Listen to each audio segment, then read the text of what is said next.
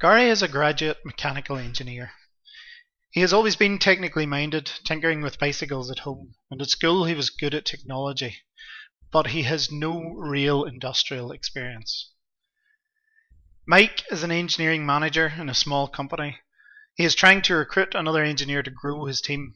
His company doesn't have any graduate career development schemes or even a budget for recruitment, so Mike is limited in how he can advertise the job, and he doesn't get nearly as many applications as he would have liked. So a graduate with no experience and an engineering manager with poor recruitment potential, Gary and Mike are made for each other. So Gary is shown the ropes. He is told it will be training on the job, so he must ask questions. And he has started out on a very simple project, just to see how he gets on, a short project with little commercial risk. And Gary gets stuck in enthusiastically, but he doesn't ask any questions, because he wants to prove himself. And he may have exaggerated slightly on his CV and is a little bit nervous about getting caught out. And he manages to really overcomplicate a simple project, and he wastes a lot of time. But lessons learned, Gary starts on to his next project, but he gets confused in his notes and his sketches, and he completely misses out on a critical feature. Mike had been checking in more regularly, but he didn't spot the problem until too late. He was too focused on his own mountain of firefights.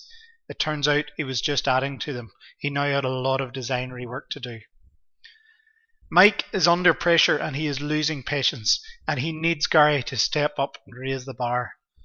But Gary feels that he hasn't had any development support and is getting frustrated. Unfortunately, a more critical project is waiting, so there is no time to deal with these problems. Luckily, the design process starts well, goes smoothly, but the prototype build, which should have taken a day, takes just over a week. Some parts are too tight, some off-the-shelf parts don't match the specifications, production operators are losing patience, and Mike has to listen to an earful from the production manager.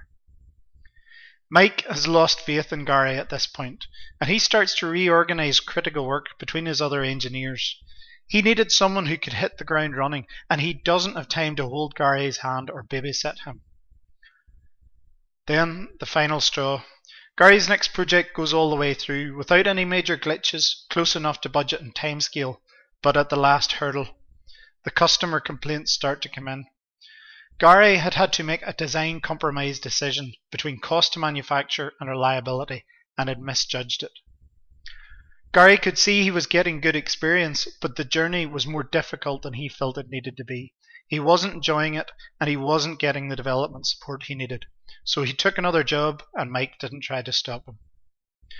Gary didn't have any problems getting another job, because he had learned a lot of valuable lessons, and he was on the cusp of being a very capable engineer. Mike, however, was just back to square one, and hoped he would have more luck the next time around. What should they have done differently? What would you do differently? What if Mike had provided Gary with access to relevant on-the-job training that directly addressed a graduate's experience shortage?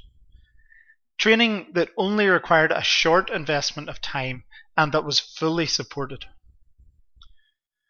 What if Mike could have implemented a system of processes that would make the management of and the self-management of the graduate much simpler and much less time-consuming?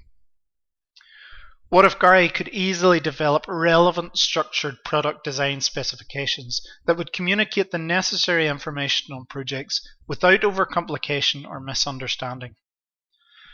What if Mike and Gary could capitalize on internal manufacturing knowledge to help them to avoid prototyping issues? And what if Gary had access to design for manufacture tools that would reduce the manufacturing cost and reduce those limiting design compromise decisions? What if you experienced some of these problems? What if you want to see these improved outcomes? What if you click on this link and you find an opportunity? My name is Declan Scullion from Lean Design for Manufacturing. Thank you for